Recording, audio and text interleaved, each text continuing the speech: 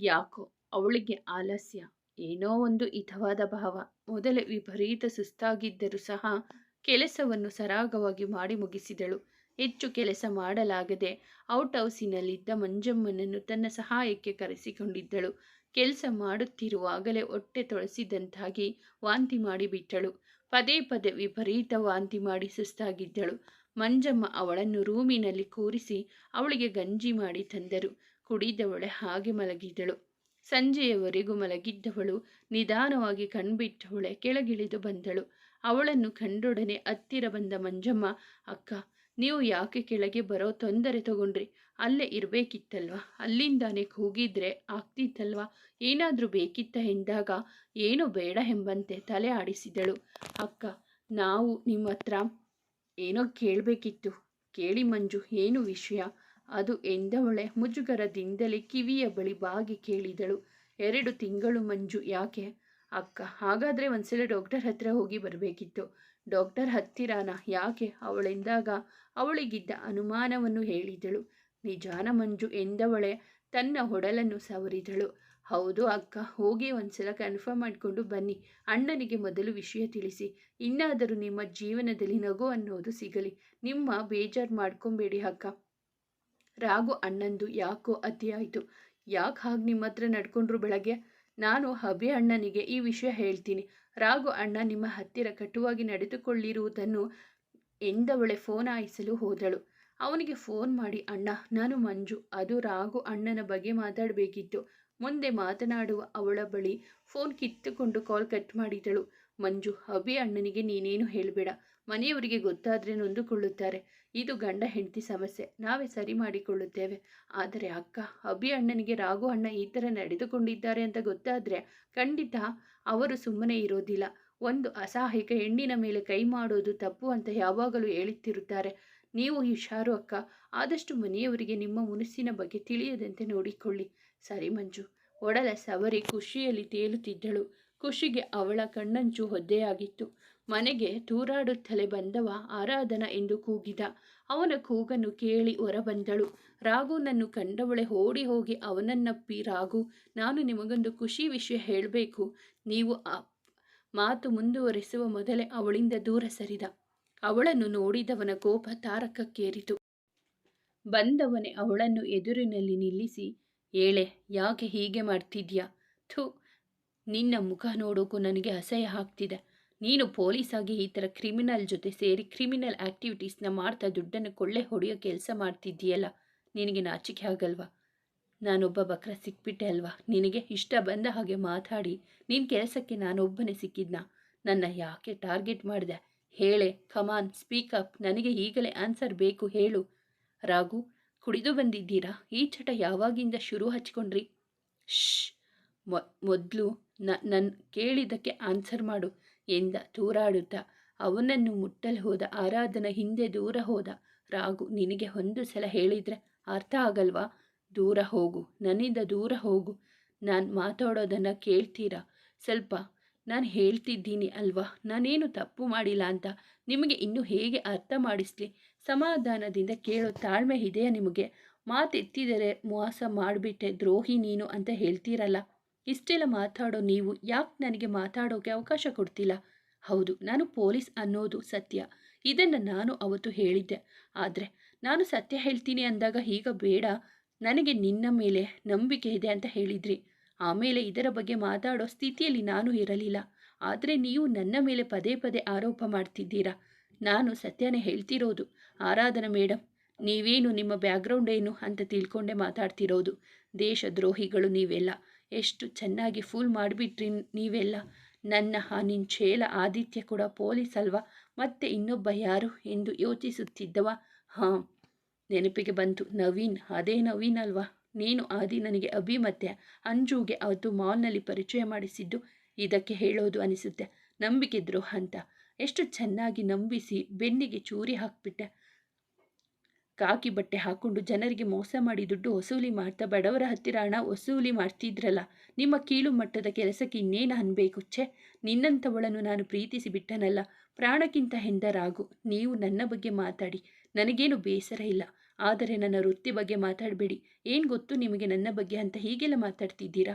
ನನ್ನ ತಾಳ್ಮೆಗೂ ಇತಿಮಿತಿ ಇದೆ, ಅರ್ಥ ಮಾಡ್ಕೊಳ್ಳಿ. ಹಾಗೆ ನನ್ನ ಮಾತನ್ನು ಕೇಳಿಸಿಕೊಳ್ಳೋಕೆ ಟ್ರೈ ಮಾಡಿ. ಅದು ಬಿಟ್ಟು ಇಲ್ಲ ಸಲ್ಲದ್ದನ್ನು ಹೇಳಬೇಡಿ ಎಂದಳು ಅತಿಯಾದ ಅಸಹನೆ ಮತ್ತು ಆವೇಶದಿಂದ. ಇಲ್ಲ ಸಲ್ಲದ್ದನ್ನು ಮಾತಾಡ್ತಿಲ್ಲ ಮೇಡಮ್. ಈ ವಿಡಿಯೋ ಸಾಕ್ಷಿ, ಸುಳ್ಳು ಹೇಳುತ್ತಾ ಹಾಗಾದರೆ? ವಿಡಿಯೋ ಒಬ್ಬ ಎಜುಕೇಷನ್ಗಾಗಿ. ಈ ವಿಡಿಯೋ ನಿಜಾನೋ ಸುಳ್ಳೋ ಅಂತ ನೋಡೋಕ್ಕಾಗಲ್ವ ನಿಮಗೆ? ಹೈನೋ, ಆ ವಿಡಿಯೋ ನಿಮಗೆ ಕೊಟ್ಟದ್ದು ನೇತ್ರ ತಾನೆ. ಅಷ್ಟು ಯೋಚನೆ ಮಾಡೋಕ್ಕಾಗಲಿಲ್ವ ನಿಮಗೆ? ಅವಳು ಬೇಕು ಅಂತ ಮಾಡಿರೋ ವಿಡಿಯೋ ಯಾಕಾಗಿರಬಾರದು? ಯೋಚನೆ ಮಾಡಿ. ನಾನು ಅತ್ತೆ ದೇವಸ್ಥಾನಕ್ಕೆ ಹೋಗಿದ್ದಾಗ ಅವಳು ಮನೆಯಲ್ಲಿ ಇದ್ಲು.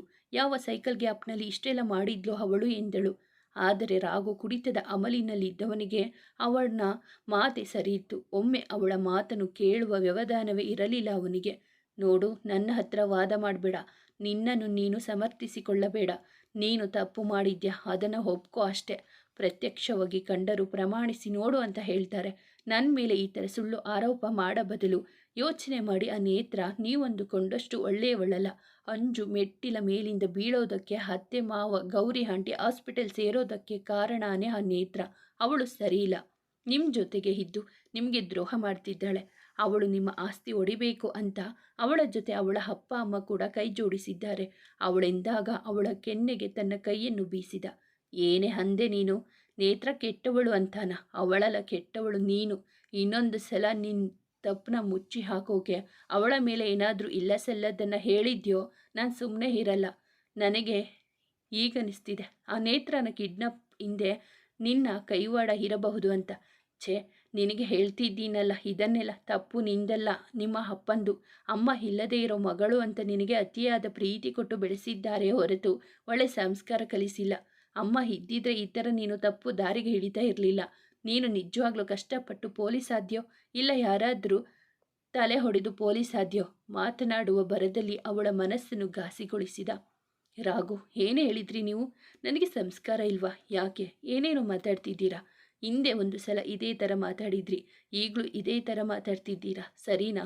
ನನ್ನ ನಂಬಿ ರಾಘು, ನಾನು ತಪ್ಪು ಮಾಡಿಲ್ಲ. ನನಗೆ ಅಮ್ಮ ಇಲ್ಲದೆ ಇರಬಹುದು, ಆದರೆ ನಾನು ನನ್ನ ಲಿಮಿಟ್ ಕ್ರಾಸ್ ಮಾಡಿಲ್ಲ. ನನ್ನಪ್ಪ ನನಗೆ ಒಳ್ಳೆ ಸಂಸ್ಕಾರನೇ ಕಲಿಸಿದ್ದಾರೆ. ಹೌದು, ಎಲ್ಲೋ ಒಂದು ಕಡೆ ನೀನು ತಪ್ಪು ಮಾಡಿಲ್ಲ. ಒಂದು ವೇಳೆ ನೀನು ಅಮ್ಮ ಅಂಜು ವಿಷಯದಲ್ಲಿ ಮಾಡಿದ್ದು ನಿಜಾನೇ ಆಗಿದ್ದರು ನಿನಗೆ ಕ್ಷಮೆ ಕೊಟ್ಟು ಮೊದಲಿನ ಹಾಗೆ ಪ್ರೀತಿ ಮಾಡೋಣ ಅಂದುಕೊಂಡಿದ್ದೆ. ಆದರೆ ನೀನು ನಿನಗೂ ಆ ಆದಿತ್ಯ ನವೀನ್ಗೂ ಏನು ಸಂಬಂಧ? ನೀವೆಲ್ಲ ಯಾರು? ಮಾತಾಡೆ ಎಂದ. ಏನಂದ್ರಿ ನೀವು? ನನ್ನ ಕ್ಷಮಿಸಿ ಪ್ರೀತಿ ಮಾಡ್ತಿದ್ರಾ? ಎಂಥ ಮಾತು! ಚಪ್ಪಾಳೆ ತಟ್ಟುತ್ತಾ ವಾವ್, ಸೂಪರ್ ರಾಘು ನೀವು. ನಿಮ್ಮ ಮಾತು, ನಿಮ್ಮ ಆಲೋಚನೆ, wow, hats off you mister Raghav. ಇನ್ನು ನಿಮ್ಮ ಹತ್ರ ಮಾತಾಡ್ತಿದ್ದೀನಲ್ಲ, ನನಗೆ ಬುದ್ಧಿ ಇಲ್ಲ. ಛೆ, ನಿಮ್ಮಂಥವರನ್ನು ನಾನು ಪ್ರೀತಿ ಮಾಡಿ ದೊಡ್ಡ ತಪ್ಪು ಮಾಡಿಬಿಟ್ಟೆ. ಒಂದು ಮಾತು ನೆನಪಲ್ಲಿ ಇಟ್ಕೊಳ್ಳಿ, ನಾನು ಇಲ್ಲಿಗೆ ಬಂದಿದ್ದು ಒಂದು ತಪ್ಪು ಕಲ್ಪನೆಯಿಂದ. ಆದರೆ ನನ್ನ ತಪ್ಪು ಗೊತ್ತಾದಾಗ ನಾನು ಬದಲಾದೆ. ಯೋಚನೆ ಮಾಡಿ ಮಾಡಿ ಸೋತು ಹೋದೆ. ನಿಮ್ಮಿಂದ ಆದಷ್ಟು ದೂರನೇ ಇರಬೇಕು ಅಂದುಕೊಂಡೆ. ಆದರೆ ನಿಮ್ಮ ಪ್ರೀತಿ ನನ್ನ ಯೋಚನೆಯನ್ನು ತಲೆ ಕೆಳಗೆ ಮಾಡಿತು. ನಾನು ಯಾಕೆ ಇಲ್ಲಿಗೆ ಬಂದೆ ಅಂತ ಆದರೂ ಗೊತ್ತಿದೆಯಾ ನಿಮಗೆ? ಅಳುತ್ತಲೇ ನುಡಿದಳು. ಇನ್ನು ಏನಿದೆ ತಿಳ್ಕೊಳ್ಳೋಕೆ ಹೇಳು. ಒಂದು ಮಾತು ಕೇಳ್ತೀನಿ, ನಿಜ ಹೇಳು. ಅಂಜುಗೆ ನಿಜವಾಗ್ಲೂ ಮೆಮೊರಿ ಲಾಸ್ ಆಗಿದೆಯಾ? ಅಬಿಗೆ ನಿನ್ನ ಬಗ್ಗೆ ಎಲ್ಲ ಗೊತ್ತಿತ್ತು, ಆದರೂ ಅವನು ನನ್ನ ಹತ್ತಿರ ಈ ವಿಷಯ ಯಾಕೆ ಮುಚ್ಚಿಟ್ಟ ಹೇಳು? ನೀನೇ ಅಂಜು ಅಬಿಗೆ ಎದುರಿಸಿ ಬೆದರಿಸಿ ಏನೋ ಮಾಡಿದ್ಯಾ? ಅದಕ್ಕೆ ಅವರು ನನ್ನಿಂದ ವಿಷಯ ಮುಚ್ಚಿಟ್ಟಿದ್ದಾರೆ ಅಲ್ವೇನೆ? ಹೇಳೆ ಎಂದ. ಬೆವರುತ್ತಿದ್ದಳು.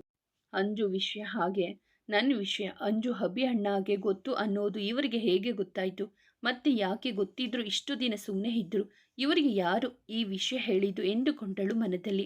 ಅಭಿ ಸಹ ಅವಳ ಬಗ್ಗೆ ಆಕಾಶ್ನಿಂದ ವಿಷಯ ತಿಳಿದು ಅವಳ ಮೇಲೆ ಆರೋಪ ಮಾಡಿದ್ದಾಗ ಸತ್ಯ ತಿಳಿದುಕೊಂಡರೆ ಹೊರತು ಈ ತಪ್ಪು ತಿಳುವಳಿಕೆಯಾಗಿದ್ದು ಆಕಾಶ್ನಿಂದಲೇ. ಅವನೇ ನಿನ್ನ ಬಗ್ಗೆ ಹೇಳಿದ್ದು ಎಂಬ ವಿಷಯವನ್ನು ಸಹ ಅಭಿ ಆರಾಧನಳ ಬಗ್ಗೆ ಹೇಳೋದನ್ನು ಮರೆತು ಬಿಟ್ಟಿದ್ದ. ರಾಘು, ಅದು ಅಂಜುಗೆ ನಿಜವಾಗ್ಲೂ ಮೆಮೊರಿ ಲಾಸ್ ಆಗಿದೆ. ಸುಳ್ಳು ಹೇಳಬೇಡಿ. ನನಗೆ ಗೊತ್ತಿಲ್ಲ ಅಂದುಕೊಂಡಿದ್ದೀರಾ? ನೀವೆಲ್ಲ ಸೇರಿನೇ ಈ ನಾಟಕ ಮಾಡ್ತಿರೋದು ಅಲ್ವಾ? ನಿನ್ನ ಜೊತೆ ಪುಟಾಣಿ ಅಭಿ ಕೂಡ ಸೇರಿಕೊಂಡಿದ್ದಾರೆ. ನೀನೇನೋ ದುಡ್ಡಿಗೋಸ್ಕರ ಬಂದೆ, ಆದರೆ ಅವರಿಬ್ಬರು ಇಷ್ಟು ದಿನ ನನ್ನ ಜೊತೆನೇ ಇದ್ದು ನನಗೆ ಗೊತ್ತಿಲ್ಲದೆ ನಿನ್ನ ಜೊತೆ ಕೈ ಜೋಡಿಸಿದ್ದಾರೆ ಅಂದರೆ ಅಂತ ಮೋಡಿ ಏನು ಮಾಡಿದ್ಯಾ ನೀನು? ನಿನ್ನ ಮುಖ ನೋಡೋಕ್ಕೂ ನನಗೆ ಅಸಹ್ಯ ಆಗ್ತಿದೆ ಅಂದ. ರಾಘು, ನಿನ್ನ ಅತಿಯಾದ ಅನುಮಾನ ನೋವು ಕೊಡ್ತಿರೋದು ನನಗೆ. ಕೂತು ಮಾತಾಡಿ ಬಗೆಹರಿಸಿಕೊಳ್ಳುವ ವಿಷಯ ನೀವೇ ದೊಡ್ಡದು ಮಾಡ್ತಿದ್ದೀರಾ, ಅರ್ಥ ಮಾಡಿಕೊಳ್ಳಿ ಎಂದು ಹತ್ತಿರ ಬಂದವಳನ್ನು ದೂರ ತಳ್ಳಿಬಿಟ್ಟ. ಆ ನೋವಿಗೆ ಮುಖ ಕಿವುಚಿದಳು. ಆದರೂ ಸಹ ಹೊಟ್ಟೆಗೆ ಪೆಟ್ಟಾಗದಂತೆ ಕೈ ಅಡ್ಡ ಇಟ್ಟಿದ್ದಳು. ನಾನು ಇನ್ನು ಕೆಟ್ಟವನಾಗೋಕ್ಕೂ ಮುಂಚೆ ಇಲ್ಲಿಂದ ತೊಲಗು. ನಿನ್ನ ಅವಶ್ಯಕತೆ ನನಗಿಲ್ಲ. ನಿನ್ನ ದರಿದ್ರ ಮುಖ ನೋಡೋಕೆ ನನಗೆ ಇಷ್ಟ ಇಲ್ಲ. ಗೆಟ್ ಲಾಸ್ಟ್, ಮನೆ ಬಿಟ್ಟು ಹೋಗು ಎಂದ. ಅವನ ಮಾತಿಗೆ ಗರ ಬಡಿದವಳಂತೆ ನಿಂತು ಬಿಟ್ಟಳು. ನಿಧಾನವಾಗಿ ಆ ಮಾತಿಂದ ಹೊರಬಂದವಳೆ ಅವನಿಗೆ ಮನವರಿಕೆ ಮಾಡಲು ಸೋತು ಹೋದಳು. ಅವಳೆಷ್ಟೇ ಕಾಡಿಬೇಡಿ ತಿಳಿ ಹೇಳಲು ಪ್ರಯತ್ನ ಪಟ್ಟರೂ ಅವ ಕೇಳಲು ತಯಾರಿರಲಿಲ್ಲ. ಕುಡಿದ ಅಮಲಿನಲ್ಲಿ ತಾನೇನು ಮಾಡುತ್ತಿರುವೆ ಎಂಬ ಪ್ರಜ್ಞೆ ಇಲ್ಲದೆ ಮನದಲ್ಲಿ ಇದ್ದ ವಿಷಯವನ್ನು ಕಕ್ಕಿದ್ದ. ಇನ್ನು ಅವನ ಮನಸ್ಥಿತಿಯನ್ನು ಅರಿತವಳೆ ಇನ್ನು ಅವನ ಜೊತೆ ಮಾತಾಡಿ ಪ್ರಯೋಜನವಿಲ್ಲವೆಂದು ತಿಳಿದು ಅಳುತ್ತಲೇ ತಡವರಿಸುತ್ತಾ, ಸರಿ ರಾಘು, ನಾನು ನಿಮ್ಮಿಂದ ದೂರ ಹಾಕ್ತೀನಿ. ಇನ್ಯಾವತ್ತೂ ನನ್ನ ದರಿದ್ರ ಮುಖಾನ ನಿಮಗೆ ತೋರಿಸಲ್ಲ. ನನಗೆ ನೀವು ಖುಷಿಯಾಗಿ ಇರೋದಷ್ಟೇ ಮುಖ್ಯ. ನಾನು ನಿಮ್ಮಿಂದ ದೂರ ಹೋದರೆ ನಿಮಗೆ ಖುಷಿಯಾಗುತ್ತೆ ಅನ್ನೋದಾದರೆ ಖಂಡಿತ ಹೋಗ್ತೀನಿ. ನಿಮ್ಮ ಕಣ್ಣಿಗೆ ಬೀಳೋದಿಲ್ಲ. ಸಿಗಲಾರದಷ್ಟು ದೂರ ಹೋಗಿಬಿಡ್ತೀನಿ ಎಂದವಳೆ ಉಟ್ಟ ಬಟ್ಟೆಯಲ್ಲಿ ತೊರೆದು ಹೋದಳು. ನಶೆಯಲ್ಲಿದ್ದ ರಾಘು ತೂರಾಡುತ್ತಲೇ ತನ್ನ ರೂಮಿನವರೆಗೂ ಹಾಗೆಯೇ ಬಂದವನು ದೊಪ್ಪನೆ ಬಿದ್ದನು. ನಿದ್ದೆ ಬಾರದೆ ಯಾಕೋ ಹೊರಳಾಡುತ್ತಿದ್ದನು ಅಭಿ. ಯಾಕೋ ಒಂದು ತೆರನಾದ ಸಂಕಟವಾಗುತ್ತಿತ್ತು. ಬೆವರುತ್ತಿದ್ದನು. ಅವನ ಹೊರಳಾಟಕ್ಕೆ ಎಚ್ಚರವಾದ ಅಂಜು ಅಭಿ ಎಂದು ಅವನ ಹೆಗಲ ಮೇಲೆ ಕೈ ಇಟ್ಟಳಷ್ಟೇ ಬೆದರಿದನು. ಹೇ ಅಭಿ, ಏನಾಯ್ತು? Are you all right? ಯಾಕೆ ಇಷ್ಟು ಹೆದರಿದ್ಯಾ? ಅವನು ಮಾತನಾಡಲು ತಡವರಿಸುತ್ತಿದ್ದನು. ಮೊದಲು ಸಮಾಧಾನ ಆಗು, ಆಮೇಲೆ ಏನಾಯಿತು ಅಂತ ಹೇಳು. ನೀ ಹೀಗೆ ಇದ್ದರೆ ನನಗೂ ಭಯ ಆಗುತ್ತೆ ಕಣೋ ಎಂದಳು ಕಣ್ಣು ತುಂಬಿಕೊಂಡು. ಹೇ ಮುದ್ದು, ಸಾರಿ ಕಣೋ, ಯಾಕೋ ತುಂಬ ಸಂಕಟ ಆಗ್ತಿದೆ. ರಾಘು ಆರುನ ತುಂಬ ನೋಡಬೇಕು ಅನಿಸ್ತಿದೆ. ಪ್ಲೀಸ್ ಕಣೋ, ಬಾ ಹೋಗೋಣ ಎಂದ. ಅಭಿ, ಏನಾಗಿದೆ ನಿನಗೆ? ಏನಾದರೂ ತಲೆಕೆಟ್ಟಿದ್ಯಾ? ಇಷ್ಟೊತ್ತಲ್ಲಿ ಹೋಗೋಣ ಅಂತಿದ್ಯಲ್ಲ, ಅವರಿಗೆ ಗಾಬರಿ ಆಗಲ್ವಾ?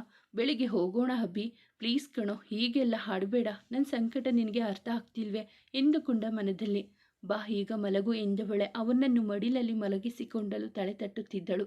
ಮುಂಜಾನೆಯ ಭಾಸ್ಕರ ತನ್ನ ಕೆಲಸಕ್ಕೆ ಹಾಜರಾಗಿದ್ದರೂ ಸಹ ಯಾರಿಗೂ ನೆಮ್ಮದಿ ಇರಲಿಲ್ಲ. ಆದರೆ ಕೆಲವೊಂದು ಸತ್ಯ ಮಾತ್ರ ಹೊರಗೆ ಬೀಳುವುದರಲ್ಲಿ ಇತ್ತು.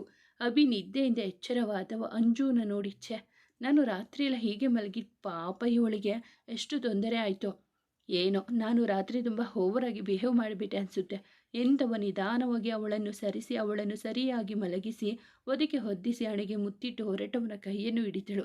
ಮುದ್ದು ಎಂದ ಅವಳ ಹತ್ತಿರ ಬಂದು. ಅಭಿ, ಬಾ ಇಲ್ಲಿ ಎಂದವಳ ಪಕ್ಕ ಕುಳಿತ. ಏನು ಮುದ್ದು ಎಂದವ ಅವಳ ತಲೆ ಸವರಿದ. ಅವನ ಎದೆಗೊರಗಿ, ಅಭಿ, ಯಾಕೋ ಅಣ್ಣನ ನೋಡಬೇಕು, ಕರೆದುಕೊಂಡು ಹೋಗು. ಅವಳ ಮಾತಿಗೆ ತಲೆಯಾನಿಸಿ ರೆಡಿಯಾಗಲು ಹೇಳಿದ. ಇಬ್ಬರು ಹೊರಡಲು ನಿಂತಿದ್ದರು. ಅದೇ ಸಮಯಕ್ಕೆ ಬಾಗಿಲಲ್ಲಿ ಬಂದವರನ್ನು ನೋಡಿ ಅಭಿಗೆ ತುಸು ಅನುಮಾನವಾದರೂ ಹೆಚ್ಚು ಯೋಚಿಸದೆ ಆತ್ಮೀಯವಾಗಿ ಬರಮಾಡಿಕೊಂಡರು. ಅಣ್ಣ, ಹೇಗಿದ್ದೀರಾ? ನಾನು ಚೆನ್ನಾಗಿದ್ದೀನಿ. ನೀವೆಲ್ಲ ಹೇಗಿದ್ದೀರಾ? ಆರು, ರಾಘು ಎಲ್ಲಿ? ಅವರಿಬ್ಬರು ಸ್ವಲ್ಪ ದಿನ ಆಯಾಗಿ ಇರಲಿ ಅಂತ ನಾವೇ ಚಿಕ್ಕಮಗಳೂರಿಗೆ ಕಳಿಸಿದ್ದೀವಿ. ಇನ್ನು ಸುಲೋಚನ, ನೇತ್ರ, ಸುಂದರ್ ಹೊರಗಡೆ ಹೋಗಿದ್ದಾರೆ. ಬರೋದು 2 ದಿನ ಆಗಬಹುದು. ಅಂಜು, ಅಭಿ, ಹೇಗಿದ್ದೀರಾ ಮಕ್ಕಳ? ನಾವು ಚೆನ್ನಾಗಿದ್ದೀವಿ ಅಂಕಲ್ ಎಂದವರೇ ಕಾಲಿಗೆ ಬಿದ್ದರು ಆಶೀರ್ವದಿಸಿ ಎಂಬಂತೆ. ಅಭಿ, ಅಂಜು, ಇದೇನಿದು, ಎಲ್ಲಿಗೋ ಹೊರಟಿರೋ ಆಗಿದೆ. ಅಮ್ಮ, ರಾಘು ಆರುನ ನೋಡಿ ತುಂಬ ದಿನಗಳೇ ಆಯಿತು, ಅದಕ್ಕೆ ಹೋಗಿ ಬರೋಣ ಅಂತ ಮನದಲ್ಲಿದ್ದ ದುಗುಡವನ್ನು ತಿಳಿಸದೆ ಮಾತನಾಡಿದ. ಹಾಗಾದರೆ ಎಲ್ಲರೂ ಒಟ್ಟಿಗೆ ಹೊರಡೋಣ ಅಭಿ, ನಮಗೂ ಅವರನ್ನು ನೋಡಬೇಕು ಅನಿಸ್ತಿದೆ. ಹೌದು ಕಂದ, ಹೇಗೂ ಅಣ್ಣನು ಬಂದಿದ್ದಾನೆ, ಎಲ್ಲರೂ ಒಟ್ಟಿಗೆ ಹೋಗಿ ಬರೋಣ. ಅಭಿಗೆ ಇಕ್ಕಟ್ಟಿನ ಸ್ಥಿತಿ. ಹೆಚ್ಚು ಮಾತನಾಡದೆ ಹೊರಡಲು ಅವರನ್ನು ಜೊತೆಯಲ್ಲಿ ಕರೆದೊಯ್ದ. ಚಿಕ್ಕಮಗಳೂರಿಗೆ ಬಂದಿಳಿದರು. ಇತ್ತ ಮನೆಯಲ್ಲಿ ಬಿಕೋ ಎನ್ನುವ ವಾತಾವರಣ. ಮನೆ ಬಾಗಿಲು ತೆರೆದೇ ಇದ್ದರೂ ಆಹ್ವಾನಿಸಲು ಯಾರೂ ಇರಲಿಲ್ಲ. ಇಡೀ ಮನೆ ಜಾಲಾಡಿದರೂ ಆರಾಧನ ಕಾಣಲಿಲ್ಲ. ರಾಘು ರೂಮಿಗೆ ಬಂದವರೇ ಅವನ ಸ್ಥಿತಿ ಕಂಡು ದಂಗಾಗಿ ಹೋದರು. ರಾಘು, ರಾಘು ಏಳೋ ಎಂದರೂ ಪ್ರಯೋಜನವಿಲ್ಲ. ಅಷ್ಟೊತ್ತಿಗಾಗಲೇ ಅಂಜು ಅಭಿ ಬಂದಿದ್ದನ್ನು ನೋಡಿದ ಮಂಜಮ್ಮ, ರಂಗಣ್ಣ ಭಯದಲ್ಲೇ ಅವರ ಮುಂದೆ ಬಂದರು. ಅವರನ್ನು ಕಂಡು, ಏನಿದೆಲ್ಲ ಮಂಜು, ಯಾಕೀಗ ಇವನು ಮಲಗಿದ್ದಾನೆ? ಆರಾಧನೆ ಎಲ್ಲಿ? ಅವರೇನು ಮಾತನಾಡದೆ ಸುಮ್ಮನಿದ್ದರು. ನಿಮ್ಮನ್ನೇ ಕೇಳ್ತಾ ಇರೋದು, ಬಾಯಿ ಬಿಡಿ, ಹೆಚ್ಚು ಕಮ್ಮಿ ಕಿರುಚೆ ಬಿಟ್ಟ. ಅಂಜು ಅದಾಗಲೇ ಅಭಿಯನ್ನು ನೋಡಿ ಅಳಲು ಶುರು ಮಾಡಿದಳು. ಮಂಜು ಎದರುತ್ತಲೇ ನಡೆದ ವಿಷಯವನ್ನು ತಿಳಿಸಿದಳು. ಎಲ್ಲರಿಗೂ ಇದು ಶಾಕ್ ಆದ ವಿಷಯ. ಕರೆಂಟ್ ಹೊಡೆದವರಂತೆ ಸ್ತಬ್ಧವಾಗಿ ನಿಂತು ಬಿಟ್ಟರು. ಅಂಜು ಅಭಿಗೆ ಸತ್ಯ ಗೊತ್ತಿದೆ ವಿನಃ ಎಂದಾದರೂ ಒಮ್ಮೆ ಈಗ ಆಗಬಹುದು ಎಂದು ಊಹಿಸಿದ್ದರೆ ಹೊರತು ಆರು ರಾಘು ಸಮಸ್ಯೆ ಇಷ್ಟು ದೊಡ್ಡದಾಗಿರುತ್ತದೆ ಎಂಬ ಅಂದಾಜೇ ಇರಲಿಲ್ಲ. ಅಭಿ ಆಗಲೇ ಶಾಂತ ರೀತಿ ಇದ್ದಿದ್ದವನು ಕಣ್ಣು ಕೆಂಪಗೆ ಮಾಡಿಕೊಂಡು ರಾಘುವಿನ ಎದುರಿಗೆ ಬಂದವನೇ ಅವನ ಮೇಲೆ ನೀರು ಸುರಿದನು. ತಣ್ಣನೆಯ ಅನುಭವವಾಗಿ ಚಳಿಯಂತೆನಿಸಿ ಬೆಡ್ಶೀಟ್ಗಾಗಿ ತಡಕಾಡಿದವನಿಗೆ ತಡವಾಗಿ ಅರಿವಾಯಿತು ತಾನೆಲ್ಲಿ ಮಲಗಿರುವೆನೆಂದು. ಎದ್ದು ಮಲಗಲು ಅನುವಾದವನನ್ನು ಎದುರಿಗೆ ಉಗ್ರ ನರಸಿಂಹನ ಅವತಾರದಲ್ಲಿ ಅಭಿಕಂಡನು. ಅವನನ್ನು ನೋಡಿ ಖುಷಿಯಲ್ಲಿ ಮಾತನಾಡಿಸಲು ಹೋದರೆ ಹಿಂದೆ ಇದ್ದವರನ್ನು ಕಂಡು ದೂರ ಸರಿದು ಎಲ್ಲರನ್ನು ಒಮ್ಮೆ ನೋಡಿ ಸುಮ್ಮನೆ ನಿಂತನು. ಅವರ ದಿಢೀರ್ ಆಗಮನ ಇವನಿಗೆ ಭಯ ತರಿಸಿತು.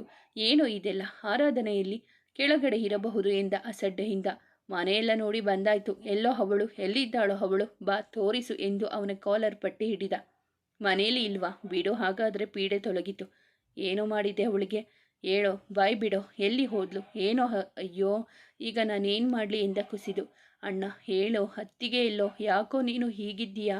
ಏನೋ ಇದು ನಿನ್ನ ಅವಸ್ಥೆ? ಹೇಳು, ಅತ್ತಿಗೆ ಎಲ್ಲಿದ್ದಾರೆ? ಏನಾದರೂ ಜಗಳ ಆಯ್ತಾ ನೀವಿಬ್ಬರ ಮಧ್ಯೆ? ಅವರಿಗೆ ನಮ್ಮನ್ನು ಬಿಟ್ಟರೆ ಯಾರಿದ್ದಾರೆ? ಏನಾಯಿತು ನಿಮ್ಮಿಬ್ಬರ ಮಧ್ಯೆ? ಮಾತಾಡು ಅಣ್ಣ, ಹೀಗೆ ಸುಮ್ಮನೆ ಇರಬೇಡ. ನಮ್ಮಿಂದ ಏನು ವಿಷಯ ಮುಚ್ಚಿಡ್ತಿದ್ದೀಯಾ? ಹೇಳೋ, ಅದೇನು ಅಂತ. ಸ್ಟಾಪ್ ಮಾಡು ಅಂಜು, ನಿನ್ನ ನಾಟಕನ. ಏನು ಗೊತ್ತಿಲ್ಲದವರ ಥರ ಬಿಹೇವ್ ಮಾಡಬೇಡಿ. ಅಣ್ಣ ಏನು ಮಾತಾಡ್ತಿದ್ಯಾ ನೀನು? ನಾವೇನೋ ನಾಟಕ ಮಾಡಿದ್ವಿ. ಏನು ಮಾತಾಡ್ತಿದ್ಯಾ ಅಣ್ಣ? ಅವಳು ಯಾರು ಅಂತ ಗೊತ್ತಿಲ್ವ ನಿಮಗೆ? ಅವಳು ನನ್ನ ಯಾಕೆ ಮದುವೆ ಆದ್ಲು ಅಂತ ಗೊತ್ತಿಲ್ವ ನಿಮಗೆ? ಅವಳ ಬಗ್ಗೆ ಎಲ್ಲ ಗೊತ್ತಿದ್ರೂ ನನಗೆ ಮೋಸ ಮಾಡಿಬಿಟ್ರಿ ಅಲ್ವಾ?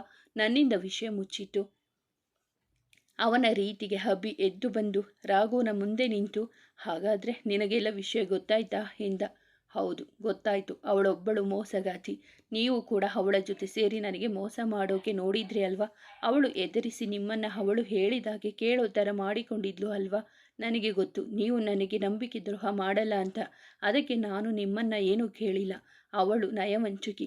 ಪ್ರೀತಿ ಮಾಡ್ತೀನಿ ಅಂತ ನಂಬಿಸಿ ಮೋಸ ಮಾಡಿಬಿಟ್ಲು. ಅವಳೊಬ್ಬಳು ಹೆಣ್ಣ ಎಂದವನ ಮೇಲೆ ಅಭಿಯ ಕೈ ಬೆರಳು ಮುದ್ರೆ ಹೊತ್ತಿತು. ಏನು ಮಾಡ್ತಿದ್ದೀನಿ ಅನ್ನೋ ಪ್ರಜ್ಞೆ ಇದೆಯಾ ನಿನಗೆ? ಯಾರ ಬಗ್ಗೆ ಮಾತಾಡ್ತಿದ್ದೀಯಾ ನೀನು? ಅವಳು ನಿನ್ನ ಹೆಂಡ್ತಿ ಕಣೋ, ನಿನ್ನ ಮೇಲೆ ಜೀವಾನಿ ಇಟ್ಟುಕೊಂಡಿದ್ದಾಳೆ. ಅಂಥವಳ ಬಗ್ಗೆ ಹೀಗೆಲ್ಲ ಮಾತಾಡೋಕೆ ಮನಸ್ಸಾದರೂ ಹೇಗೋ ಬಂತು ನಿನಗೆ? ಹೌದು, ಅವಳ ಬಗ್ಗೆ ಎಲ್ಲನೂ ಗೊತ್ತು. ಮುಂಬೈ ಪೊಲೀಸ್ ಸ್ಟೇಷನ್ಗೆ ಹೋಗಿ ವಿಷಯ ತಿಳಿದುಕೊಂಡಿರೋದಕ್ಕೆ ಈ ಥರ ಮಾತಾಡ್ತಿರೋದು. ನೀನು ತಿಳಿದುಕೊಂಡಿರೋದೆಲ್ಲ ನಿನ್ನ ತಪ್ಪು ಕಲ್ಪನೆ ಕಣೋ. ಇನ್ನು ನನ್ನಿಂದ ಸುಮ್ಮನಿರೋಕೆ ಸಾಧ್ಯನೇ ಇಲ್ಲ. ಅವಳ್ಯಾರು, ಇಲ್ಲಿಗೆ ಯಾಕೆ ಬಂದ್ಲು ಅನ್ನೋ ಪೂರ್ತಿ ವಿಷಯ ಹೇಳೋವರೆಗೂ ಮಧ್ಯದಲ್ಲಿ ಒಂದು ಮಾತನಾಡದೆ ಎಲ್ಲ ಸುಮ್ಮನಿದ್ದು ಬಿಡಿ ಎಂದವ ಕೂಗಾಡುತ್ತಲೇ ಮಾತನಾಡುತ್ತಿದ್ದ. ಅಂಜುನ ಬಿಟ್ಟು ಉಳಿದ ಮೂವರಿಗೂ ಇಲ್ಲೇನಾಗುತ್ತಿದೆ ಎಂಬುವುದು ತಿಳಿಯದೆ ಗೊಂದಲದಲ್ಲಿ ನಿಂತಿದ್ದರು. ರಾಘು, ನಿನಗೆ ಅರ್ಪಿತ ನೆನಪಿದ್ಯಾ? ನಿನ್ನ ತಂಗಿ ಅರ್ಪಿ ಕಣೋ. ಅಭಿಯ ಕೋಪದ ತೀವ್ರತೆ ಅರಿತಿದ್ದವ ತಲೆ ತಗ್ಗಿಸಿ ನಿಂತಿದ್ದನು. ಅರ್ಪಿತಾಗೆ ತಂಗಿಯ ಸ್ಥಾನ ಕೊಟ್ಟಿದ್ದನಲ್ಲವೇ, ಅದರಿಂದ ಗೊತ್ತು ಎಂದು ತಲೆ ಆಡಿಸಿದ. ಅವಳ ಸಲುವಾಗಿಯೇ ಆದಿ 6 ನವಿ ಇಲ್ಲಿಗೆ ಬಂದಿದ್ದು. ಆದಿತ್ಯನ ಯಾರು ಅಂದುಕೊಂಡಿದ್ದೀಯಾ? ಅವನು ಅರ್ಪಿತಾಳ ಮಾವ. ಹಾಗೆ ಆರಾಧನಾ ಹಾಗೂ ಮಾವ. ಆದರೆ ಅಣ್ಣನ ಸ್ಥಾನ ನೀಡಿದಳು ಅವನಿಗೆ. ಆದಿತ್ಯ DCP, ನವೀನ್ SP, ಆರಾಧನಾ IPS. ಅವರೆಲ್ಲ ಬಂದಿದ್ದು ನಿನ್ನ ಮೇಲೆ ಸೇಡು ತೀರಿಸಿಕೊಳ್ಳೋಕೆ. ಕಾರಣ ನಿನ್ನ ಮೇಲಿನ ತಪ್ಪು ತಿಳುವಳಿಕೆಯಿಂದ. ಅರ್ಪಿತಾಗೆ ಆದ ಅನ್ಯಾಯಕ್ಕೋಸ್ಕರ, ಅವಳಿಗಾದ ಅನ್ಯಾಯನ ಸರಿಪಡಿಸಿದಕ್ಕೋಸ್ಕರ. ರಾಘುಗೆ ಅವನ ಮಾತುಗಳಾವುದು ಅರ್ಥವಾಗಲಿಲ್ಲ. ಆರಾಧನೆ ಏನು ಉದ್ದೇಶ ಇಟ್ಟುಕೊಂಡು ಬಂದಿದ್ದಾರೆ? ನನಗೆ ಮೋಸ ಮಾಡಲು ಎಂದುಕೊಂಡಿದ್ದನಷ್ಟೆ. ಆದರೆ ಅರ್ಪಿತ ಸಲುವಾಗಿ ಬಂದಿದ್ದಾಳೆ ಅಂದರೆ ಆರಾಧನಾ, ನವೀನ್, ಆದಿತ್ಯ ಇವರೆಲ್ಲ ಯಾರು? ನನ್ನ ಮೇಲೆ ತಪ್ಪು ತಿಳಿದುಕೊಳ್ಳೋಕೆ ನಾನು ಮಾಡಿರೋ ಕೆಲಸವಾದರೂ ಏನು ಎಂಬುದನ್ನು ಅಭಿಯ ಬಳಿ ಕೇಳಿಯೇ ಬಿಟ್ಟ. ತನಗಿದ್ದ ಅನುಮಾನವನ್ನು. ಆರಾಧನಾ ಒಂದು ತಪ್ಪು ಕಲ್ಪನೆಯಿಂದ ಹಾಳಾಗಿದ್ದು ಅವಳ ಜೀವನವೇ ಎಂದವ ಅವರೆಲ್ಲರ ಇಂದಿನ ಜೀವನ ಎಳೆಯನ್ನು ಹೇಳತೊಡಗಿದ. ಆರಾಧನಾ ಆದಿ ಅರ್ಪಿತ ಜೊತೆಯಲ್ಲಿ ಆಡಿ ಬೆಳೆದವರು. ಆರಾಧನಾ ಗೊಂಬೆ ಒರಸೆಯಲ್ಲಿ ಅಕ್ಕ ತಂಗಿಯರಾದರು. ಹೆಚ್ಚಾಗಿ ಫ್ರೆಂಡ್ಸ್ ಥರ ಇದ್ದರು. ಒಂದು ಪುಟ್ಟ ಸಂಸಾರ ಅದು. ಆದಿತ್ಯ ಚಿಕ್ಕಂದಿನಿಂದಲೂ ಗೊಂಬೆಯನ್ನು ಹೆಚ್ಚಾಗಿ ಪ್ರೀತಿಸುತ್ತಿದ್ದ. ಅವನ ತನುಮನಗಳಲ್ಲಿ ಅವನಿಗೆ ಗೊಂಬೆ ಎದೆಗುಂಗು. ಗೊಂಬೆ ಅಮ್ಮ ಪಂಕಜ ಅವರು ಗಂಡ ಸತ್ತ ನಂತರ ತವರಿನ ಸಂಬಂಧವನ್ನು ಕಳೆದುಕೊಂಡಿದ್ದರು. ಆದಿತ್ಯನ ಅಪ್ಪ ಎಷ್ಟಾದರೂ ರಕ್ತ ಸಂಬಂಧವನ್ನು ಕಳೆದುಕೊಳ್ಳಲು ಇಷ್ಟಪಡದೆ ಗೊಂಬೆ ಹಾಗೂ ಪಂಕಜ ಅವರನ್ನು ತಮ್ಮ ಜೊತೆ ಇರಿಸಿಕೊಳ್ಳಲು ಪ್ರಯತ್ನಿಸಿದರು. ಆದರೆ ಇದಕ್ಕೆ ಪಂಕಜ ಅವರ ಅನುಮತಿ ಇರಲಿಲ್ಲ.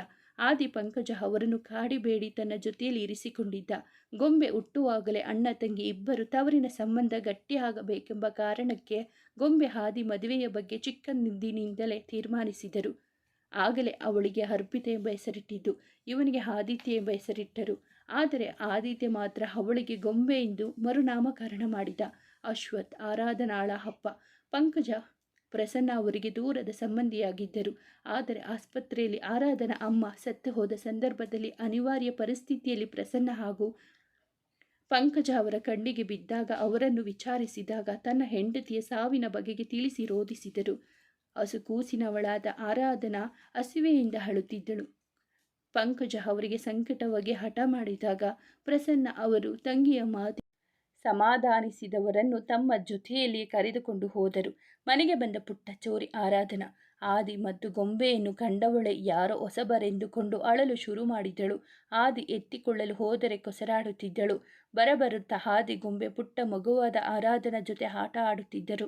ದಿನವಿಡೀ ಅವಳ ಜೊತೆ ಇರುತ್ತಿದ್ದರು. ಆರು ಅವರಿಬ್ಬರಿಗೆ ಹೊಂದಿಕೊಂಡಳು. ಆರಾಧನಾ ಗೊಂಬೆಗಿಂತ 2 ವರ್ಷ ಹಾಗೂ ಆದಿಗಿಂತ 3 ವರ್ಷ ಚಿಕ್ಕವಳು. ಆರು ಆದಿ ಮತ್ತು ಗೊಂಬೆಯನ್ನು ಬಹಳವೇ ಹಚ್ಚಿಕೊಂಡಿದ್ದಳು. ಗೊಂಬೆ ಆದಿ ಹಿಂದೆ ಮುಂದೆ ತಿರುಗುತ್ತಾ ಮಾಮ ಎನ್ನುತ್ತಿದ್ದಳು. ಅದನ್ನು ನೋಡಿದ ಆರಾಧನಾ ಅವಳಂತೆ ಆದಿಯ ಹಿಂದೆ ಮುಂದೆ ಸುತ್ತಾಡುತ್ತಿದ್ದಳು. ಆದರೆ ಗೊಂಬೆಯಂತೆ ಮಾಮ ಎಂದು ಕರೆಯದೆ ಆದಿ ಎಂದು ಕರೆಯುತ್ತಿದ್ದಳು. ಆಟ ಆಡುವಾಗಲೂ ಊಟ ಮಾಡುವಾಗಲೂ ಆರಾಧನಾಗೆ ಅವರಿಬ್ಬರು ಇರಬೇಕಿತ್ತು. ಇಲ್ಲದಿದ್ದರೆ ಹಠ ಮಾಡಿ ಅಳುತ್ತಿದ್ದಳು. ದೊಡ್ಡವರಾಗಿದ್ದರು. ಆದಿ ಗೊಂಬೆ ಹಾಗೂ ಆರುನ ಜೋಪಾನ ಮಾಡುತ್ತಿದ್ದನು. ಆರಾಧನಾಳನ್ನು ಸ್ವಂತ ತಂಗಿಯಂತೆ ಮುದ್ದು ಮಾಡುತ್ತಾ ಜೋಪಾನ ಮಾಡುತ್ತಿದ್ದನು. ಆದರೆ ಗೊಂಬೆಯ ಮೇಲೆ ಏನೋ ಸೆಳೆತ. ಆದರೆ ಅದು ಆಕರ್ಷಣೆಯೋ ಪ್ರೀತಿಯೋ ತಿಳಿಯಲಿಲ್ಲ ಅವನಿಗೆ. ಅರಿಯದ ವಯಸ್ಸು ಆಕರ್ಷಿಸುವಂಥದ್ದು. ಆ ವಯಸ್ಸಿನಲ್ಲಿ ಆಕರ್ಷಣೆಗಳಿಗೆ ಒಳಗಾಗುವುದು ಸಹಜ. ಬರುತ್ತಾ ಮೂವರು ಒಬ್ಬರಿಗೊಬ್ಬರು ಗಾಢವಾಗಿ ಹಚ್ಚಿಕೊಂಡಿದ್ದರು. ಆರು ಗೊಂಬೆಯನ್ನು ಅಕ್ಕ ಎಂದು ಕರೆಯುತ್ತಿದ್ದಳು. ಆರು PU ಮುಗಿದ ನಂತರ ಹೆಚ್ಚಿನ ವಿದ್ಯಾಭ್ಯಾಸಕ್ಕಾಗಿ ಡೆಲ್ಲಿಗೆ ಹೋಗಬೇಕೆಂದು ಮನೆಯವರ ವಿರೋಧದ ನಡುವೆಯೂ ಆದಿತ್ಯನ ಸಹಾಯ ಪಡೆದುಕೊಂಡು ಡೆಲ್ಲಿಗೆ ಹೋದಳು. ಆದರೆ ಎಲ್ಲರಿಗಿಂತ ಹೆಚ್ಚಾಗಿ ಅವಳು ಡೆಲ್ಲಿಗೆ ಹೋದಾಗ ಬೇಸರವಾಗಿದ್ದು ಆದಿತ್ಯನೇ. ಗೊಂಬೆ ಮಾತ್ರ ತಾಯಿಯನ್ನು ಬಿಟ್ಟು ಎಲ್ಲೂ ಹೋಗಲು ಇಚ್ಛೆ ಪಡದೆ ಚಿಕ್ಕಮಗಳೂರಿನಲ್ಲಿ ಉಳಿದಳು.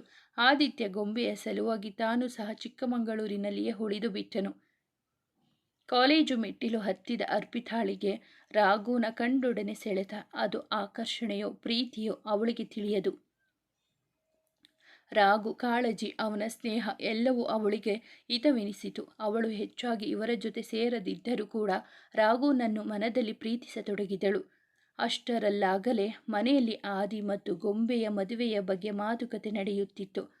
ರಾಘು ಬಳಿ ತನ್ನ ಪ್ರೇಮ ನಿವೇದನೆ ಮಾಡಿಕೊಳ್ಳಬೇಕು ಎಂದು ಹುಚ್ಚು ಕನಸು ಕಟ್ಟಿದ್ದ ಗೊಂಬೆಗೆ ಇದು ಆಘಾತ ತರುವ ವಿಷಯವಾಗಿತ್ತು. ಆದಿತ್ಯನ ಮೇಲೆ ಅವಳಿಗೆ ವಿಪರೀತ ಕೋಪ. ಅವನಿಂದ ಅಂತರ ಕಾಯ್ದುಕೊಂಡಿದ್ದಳು. ಆದಿತ್ಯನ ಬಳಿ ಇದರ ಬಗ್ಗೆ ಮಾತನಾಡಬೇಕೆಂದು ಅವನ ಬಳಿ ಹೋದಾಗ ಅವನು ತನ್ನ ಮೊಬೈಲ್ನಲ್ಲಿ ಗೊಂಬೆ ಫೋಟೋ ನೋಡುತ್ತಾ, ಗೊಂಬೆ ನೋಡು, ಮನೆಯಲ್ಲಿ ನಿನ್ನ ಮದುವೆ ಮಾಡಬೇಕು ಅಂತ ಅಂದುಕೊಂಡಿದ್ದಾರೆ. ಅದರ ಬಗ್ಗೆನೇ ಮಾತಾಡ್ತಿದ್ದಾರೆ ಅಲ್ವಾ. ಈ ವಿಷಯ ಕೇಳಿ ನನಗೆ ಎಷ್ಟು ಖುಷಿ ಆಗ್ತಿದೆ ಗೊತ್ತಾ ಪುಟ್ಟ. ಆದರೆ ಒಂದೇ ಒಂದು ಬೇಜಾರು ಕಣೋ. ಏನು ಗೊತ್ತಾ, ಇನ್ನೂ ನಾನು ನಿನ್ನ ಪ್ರೀತಿನ ನಿನ್ನ ಹತ್ರ ಹೇಳಿಕೊಂಡಿಲ್ಲ ಅಂತ. ಪುಟ್ಟ, ನಾನು ನಿನ್ನ ಪ್ರಾಣಕ್ಕಿಂತ ಹೆಚ್ಚಾಗಿ ಪ್ರೀತಿ ಮಾಡ್ತಿದ್ದೀನೋ. ನೀನು ಇಲ್ದಿರೋ ಜೀವನಾನ ಊಹೆ ಮಾಡಿಕೊಳ್ಳುವುದಕ್ಕೂ ನನ್ನ ಕೈಲಿ ಆಗೋದಿಲ್ಲ. ನಿನ್ನ ಜೊತೆ ಹೇಗೆಲ್ಲ ಇರಬೇಕು ಅಂತ ಕನಸು ಕಟ್ಟಿದ್ದೀನಿ ಪುಟ್ಟ. ನಿನ್ನ ಮಗು ಥರ ನೋಡ್ಕೊತೀನಿ. ನಿನಗೆ ಇನ್ನೂ ಓದಬೇಕು ಅಂತ ಆಸೆ ಇದೆ ಅಲ್ವಾ. ನೀನು ಎಷ್ಟು ಓದಬೇಕು ಅಂತ ಆಸೆ ಪಡ್ತೀಯೋ ಅಷ್ಟು ಓದಿಸ್ತೀನಿ ಪುಟ್ಟ. ಒಟ್ಟಿನಲ್ಲಿ ನನಗೆ ನಿನ್ನ ಖುಷಿ ಅಷ್ಟೇ ಮುಖ್ಯ. ನೀನು ಯಾವಾಗಲೂ ಖುಷಿಯಾಗಿರಬೇಕು ಕಣೋ. ನಿನ್ನ ಮುಖದಲ್ಲಿ ಯಾವಾಗಲೂ ನಗು ಅನ್ನೋದು ಇರಬೇಕು ಪುಟ್ಟ. ಅದೇ ನನಗೆ ಬೇಕಾಗಿರೋದು. ನೋಡು, ನಿನ್ನ ಹೆಸರು ಬರೀ ನನ್ನ ಬಾಯಲ್ಲಿ ಬರುವುದಿಲ್ಲ. ನಾನು ಎದೆ ಮೇಲೂ ನಿನ್ನ ಹೆಸರು ಅಚ್ಚೊತ್ತಿದೆ. ಮದುವೆ ಆಗೋಕ್ಕೂ ಮುಂಚೆ ನನ್ನ ಪ್ರೀತಿ ವಿಷಯ ಹೇಳಿ ನನ್ನ ಎದೆ ಮೇಲೆ ಪ್ರತಿಷ್ಠಾಪನೆಯಾಗಿರೋ ನಿನ್ನ ಹೆಸರನ್ನು ತೋರಿಸ್ತೀನಿ, ನೋಡ್ತಿರು. ಅದನ್ನು ನೋಡಿ ನಿನಗೆ ಕೋಪ ಬರುತ್ತೆ ಅಲ್ವಾ. ನನಗೆ ಗೊತ್ತು ನಿನಗೆ ಕೋಪ ಬರುತ್ತೆ ಅಂತ. ಆದರೆ ನಾನು ಏನು ಮಾಡಲಿ ಹೇಳು. ನಿನ್ನ ನೆನಪು ಆದಾಗಲೇ ನನ್ನದೇ ಸವರಿದರೆ ಸಾಕು. ಆ ನಿನ್ನ ನಗು, ಆ ನಿನ್ನ ಮುದ್ದು ಮುಖ, ನಿನ್ನ ಮುದ್ದಾದ ಹೆಸರು, ಇದನ್ನೆಲ್ಲ ನೆನಪಿಸಿಕೊಂಡ್ರೆ ನನ್ನನ್ನು ಮರೆತು ಬಿಡ್ತೀನಿ. ಲವ್ ಯು ಮುದ್ದು ಗೊಂಬೆ. I love you so much ಗೊಂಬೆ ಎಂದವ ಅವಳ ಫೋಟೋಗೆ ಮುತ್ತಿಟ್ಟ. ಅವನ ಮಾತು ಕೇಳಿ ಎಷ್ಟು ಪ್ರೀತಿಸುತ್ತಾನೆ ಮಾಮ ಎಂದುಕೊಂಡಳಾದರೂ ತಕ್ಷಣ ಅವಳಿಗೆ ರಾಘು ನೆನಪಾಯಿತು. ಆದಿತ್ಯನ ಬಳಿ ಬಂದು ನಿಂತು ಬುಸುಗುಡುತ್ತಿದ್ದಳು. ಅವಳನ್ನು ಕಂಡವನೇ ತಡಬಡಾಯಿಸಿ ಎದ್ದು ನಿಂತು, ಗೊಂಬೆ ಎಂದು ಅವಳ ಬಳಿ ಬಂದವನು ಎದೆಯ ಮೇಲೆ ಕೈ ಇಟ್ಟು ಅವನನ್ನು ದೂಡಿ, ನಿನ್ನತ್ರ ಮಾತಾಡಬೇಕು, ಬೆಟ್ಟದ ತಪ್ಪಲಿನಲ್ಲಿ ಕಾಯ್ತಾ ಇರ್ತೀನಿ, ಮದುವೆಯ ಬಗ್ಗೆ ಬಾ ಎಂದು ಹೇಳಿ ಹೊರ ಹೋದಳು. ಆದಿತ್ಯನಿಗೇನು ಅರ್ಥವಾಗಲಿಲ್ಲ. ಆದರೆ ಮದುವೆಯ ಬಗ್ಗೆ ಮಾತನಾಡಬೇಕು ಎಂದು ಹೇಳಿದ್ದು ಕೇಳಿ ಸಂತೋಷದಿಂದಲೇ ಅವಳ ಹಿಂದೆ ಹೋದ. ಆದರೆ ಇಷ್ಟೊತ್ತು ಅವರ ಮಾತುಗಳಿಗೆ ಕಿವಿಯಾಗಿದ್ದ ಪಂಕಜ ಅವರಿಗೆ ಅವಳ ಇತ್ತೀಚಿನ ನಡವಳಿಕೆ ಬಗ್ಗೆ ಅನುಮಾನ ಇದ್ದಿದ್ದರಿಂದ ಅವರನ್ನು ಹಿಂಬಾಲಿಸಿ ಹೋದರು. ಮುಂದುವರಿಯುವುದು. ಸ್ನೇಹಿತರೆ, ಈ ಕತೆ ನಿಮಗೆ ಇಷ್ಟವಾಗಿದ್ದರೆ ದಯವಿಟ್ಟು ಒಂದು ಲೈಕ್ ಮಾಡಿ, ನಮ್ಮ ಚಾನಲನ್ನು ಸಬ್ಸ್ಕ್ರೈಬ್ ಆಗಿ, ಪಕ್ಕದಲ್ಲಿರುವ ಬೆಲ್ ಬಟನ್ ಕ್ಲಿಕ್ ಮಾಡಿ, ನಿಮ್ಮ ಫ್ರೆಂಡ್ಸ್ ಆ್ಯಂಡ್ ಫ್ಯಾಮಿಲಿಗೆ ಈ ಕಥೆಯನ್ನು ಶೇರ್ ಮಾಡಿ. ನಿಮ್ಮ ಅನಿಸಿಕೆ ಅಭಿಪ್ರಾಯವನ್ನು ಕಾಮೆಂಟಲ್ಲಿ ತಿಳಿಸಿ. ಕಥೆಯನ್ನು ಕೇಳಿದ್ದಕ್ಕಾಗಿ ಧನ್ಯವಾದಗಳು.